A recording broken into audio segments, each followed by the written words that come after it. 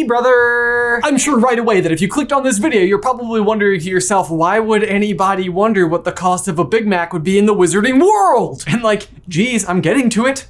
Calm down. Last week here on the SuperCarlinBrothers channel, we made a video talking about how much a wizarding gold galleon might be worth out here in the real world. The original estimates for how much a gold galleon might be worth is approximately $5 to $7. However, if it is in fact made of genuine pure gold, then it's worth a heck of a lot more in the muggle world. I won't bore you with all the specific details because I made an entire video about it already, but I basically made the assumption that a galleon is the same size as a British pound, figured out how much weight in gold that would be, and figured out then what its value would be. The end result was 22.5 grams of gold, which in US currency would translate to nearly $1,400. To be fair, in my last video, many of you did point out in the comments down below that back in 1991, the value of gold was actually considerably less, making this conversion rate closer to one galleon being worth $275. Either way though, the ramifications of this bit of information are pretty startling to say the least, especially when you consider the reality of the fact that many of the students at Hogwarts are just casually walking around with like a pocket full of galleons. We'll take the lot.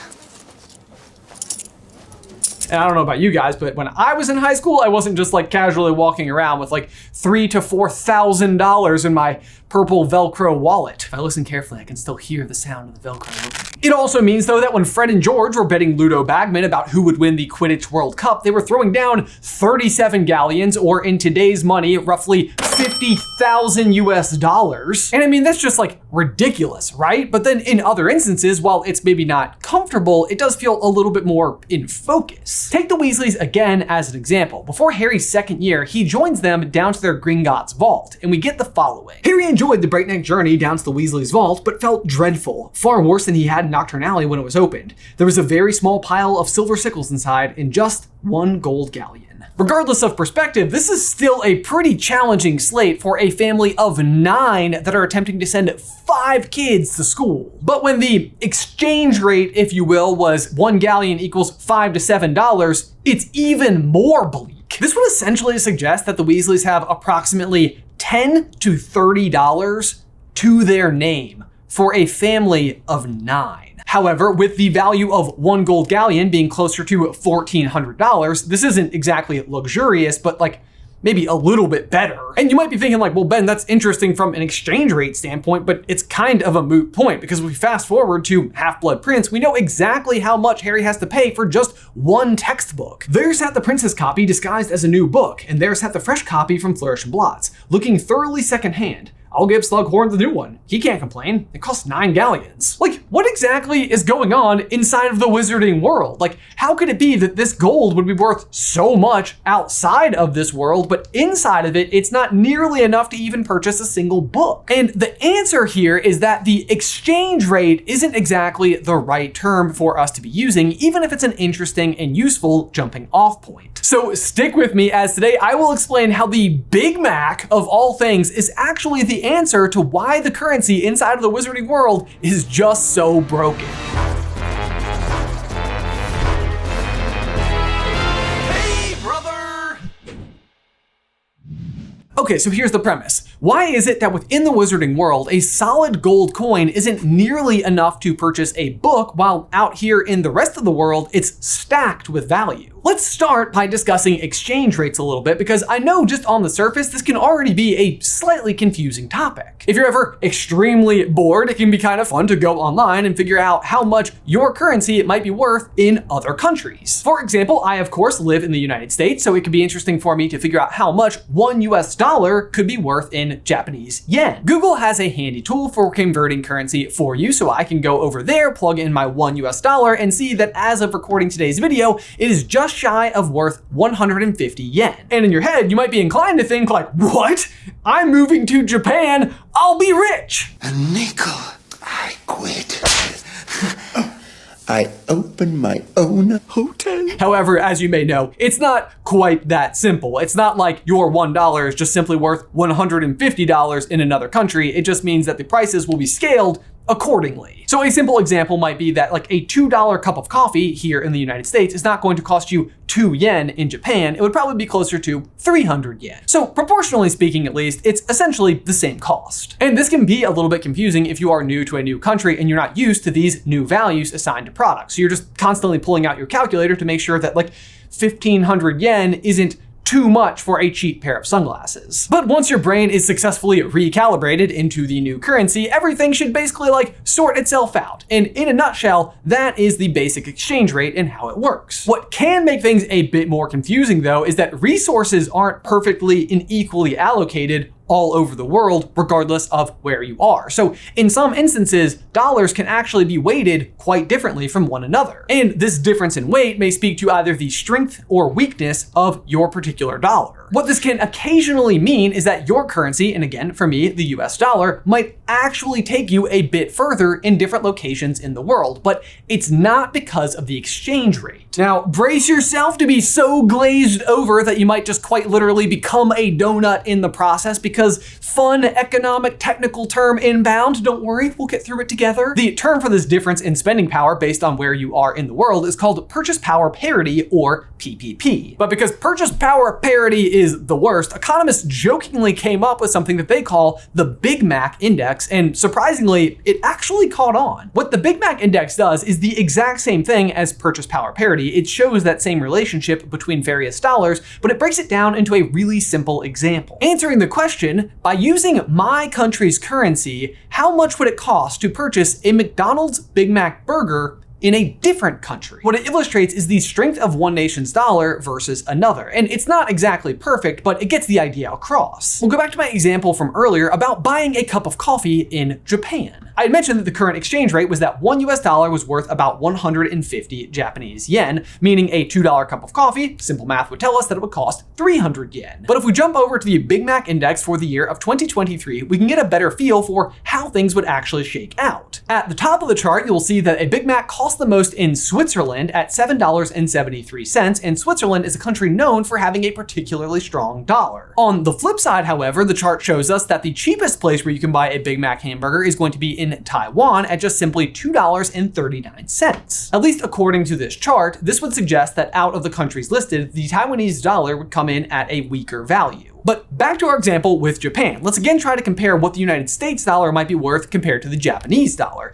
In the United States, the cost of a Big Mac is $5.58. In Japan, the same burger would cost you $3.17. That's 57% cheaper, but for easy math, we're gonna use 50%. An interpretation of this data might suggest that even though $1 US is worth 150 Japanese yen, that your $2 cup of coffee might actually feel much more like a $1 purchase if you're an American buying a cup of coffee in Japan. What this means is that your dollar is weighted heavily enough to potentially go twice as far. Now, like I said, the Big Mac Index isn't exactly perfect, and depending on where you are, an amenity like coffee may be more or less available, and the end result might be yielded in the cost of the product. So if, for example, you live in a country that is known for growing coffee beans, it might be considerably cheaper to buy your cup of coffee there, but not due to the weight of the dollar. And guys, let me just pause right there real fast, give a huge thank you to today's sponsor, Bespoke Post. I don't know about where you guys are in the world, but here in Virginia, there is a tiny chill in the air, which means fall is upon us. And what better time to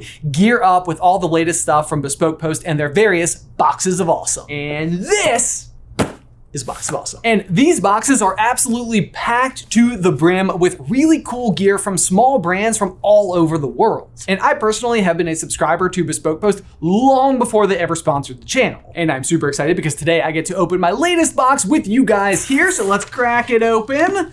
Okay, in today's, we have got a small packable folding hammock. And in addition to that, we have got the Wren On The Go blanket. Oh, so you can use it as a pillow if it's packed up, or unfold it. You got a blanket. Honestly, these are amazing. At the summer, we stayed at an Airbnb that had one of these hammocks already set up, and my daughter Addison just loved sitting inside of it, and we've been planning a camping trip for October, so I honestly couldn't be more excited about today's box. But if that particular box doesn't appeal to you, then not to worry, because Bespoke Post curates a variety of different collections based on a variety of different lifestyles. You can even take the quiz on their website that'll help them nail down which box is exactly best for you. And there are new boxes every month with season-specific gear for whatever you might be out and about doing. Again, we got that chill in the air, so next month I'm already eyeing that layers box, which I think will be perfect. Each box is valued at $70, but comes in at a fraction of that cost. It is free to sign up, and you can skip or cancel at any time. And you get 20% off your first monthly box when you head on over to boxofawesome.com and use promo code SUPER at checkout. Again, that's boxofawesome.com, promo code SUPER for 20% off. Boxofawesome.com, promo code SUPER, link in the description down below. But so again, the big question here is, how does this translate back to the wizarding world? Why is wizard gold worth so much to us muggles, but not that much within their own realm? Well, for starters, let's use everything we just discussed to try to figure out how much a Big Mac might cost in the wizarding world simply using the exchange rate. As a refresher, and just for clean numbers, I'm gonna say 1 galleon is worth roughly 1,400 US dollars. To determine the simple exchange rate here, we would divide 1 galleon by 1,400 US dollars and discover that 1 US dollar is worth a mere 0.00071 galleons. So we'll set up our fractions here for a little cross multiplication and division. And what we would discover is that in US currency, it would cost you $7,859 to buy a Big Mac in the wizarding world. Which, I just gotta say, really starts to put into perspective the hamburger that Hagrid buys for Harry on their first day together. "Got time for a bite to eat before your train leaves," he said. He bought Harry a hamburger and they sat down on plastic seats to eat them. And you know what? Harry's like so distracted about his role in the greater wizarding world that he's barely even eating the burger. How rude. Actually, while we're on this note, fun Wizarding World hamburger fact. It's mentioned 4 times in the first 5 chapters of the book and then never again. And that makes a lot of sense because it's a very non-magical sounding word, like hamburger. Lumos, hamburger. Patronus, hamburger. Mimbulus Mimbletonia, hamburger. Gosh, what are we even talking about anymore? Oh yeah, the $8,000 non-magical hamburger.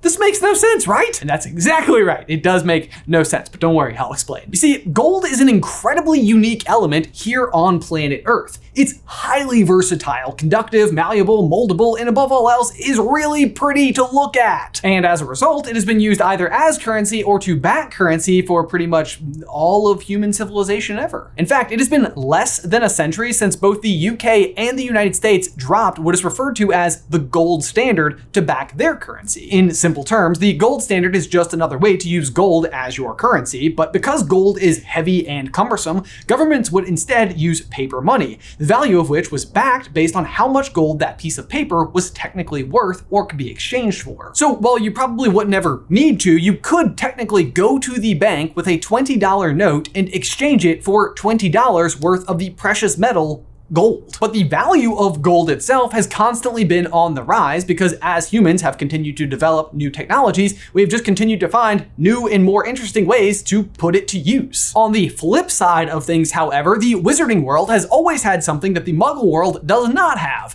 Very simply, magic. And magic drives the cost of basically everything like way, way, way down. Take food, for example. We learn in Deathly Hallows about Gamp's laws of elemental transfiguration. Hermione says, "Your mother can't produce food out of thin air. No one can. Food is the first of the 5 principal exceptions to Gamp's law of elemental transfiguration. It's impossible to make good food out of nothing. You can summon it if you know where it is, you can transform it, you can increase the quantity if you've already got some." Wait, if you can increase the quantity if you've already got some? Like, isn't that just world hunger stoppered for you? Good point or not, that's not today's topic. The real point here is that if we take the Weasleys' example again, the lone galleon feels pretty bleak almost no matter which way you look at it. But the Weasleys always do seem to be very well fed, something that Harry himself actually notices might be a disadvantage for Ron while they're out camping. Ron, however, had always been used to 3 delicious meals a day, courtesy of his mother or the Hogwarts house elves, and hunger made him both unreasonable and irascible. Irascible, that's a $5 word for you, or in today's video terms, like, I don't know, like 90,000? To be honest, I'm not really sure. I'm getting a little tired of doing math. What it means, and what we know about the Weasleys though, is that they're able to safely provide themselves shelter in a magically held together home. They can duplicate as much food as is necessary to feed the entire family, and they can use magic to accomplish many tasks at once. And I think what we can also take from all this information is that the wizarding world is not exactly one that is heavily dependent on a currency at all, and the end result is that that currency is massively deflated. The wizarding world did, however, seem to follow suit with the rest of the world and use gold as their currency. And because the rest of the world does not have magic, it's still hyper valuable everywhere else. But for the purposes of answering our original question, how much would a Big Mac cost inside of the Wizarding World? Here's my proposal. Typically, the formula for determining the Big Mac index assumes that we know the cost of a Big Mac inside of another country. It's actually because of the fact that there are McDonald's all over the world that has allowed this index to make sense for comparing currencies across so many different nations. However, within the Wizarding World, despite those 4 major references in the first 5 chapters to specific hamburgers, we never get a price for how much one might cost or whether or not Harry is in fact eating a true Big Mac. So what we need is a slightly different metric to work off of, but the good news is we have one. Specifically, when Harry boards the night bus, he is offered a cup of hot chocolate at the cost of 2 sickles. This is literally the only known cost of a completely non-magical thing in the Wizarding World. And you know what? It's not even a great example because hot chocolate is magical. Either way, though, we know that there are 17 sickles inside of a galleon, so 2 sickles will translate to 0.12 galleons. And the average cost of hot chocolate from a Starbucks in the United States in the year 2023 is $4. Again, we'll set up our fractions, we'll cross multiply and divide with the basis of a Big Mac in the United States costing $5.58. And what we get for the cost of a Big Mac in the Wizarding World is 0.17 galleons. And if we exchange that again back to US dollars, what we get is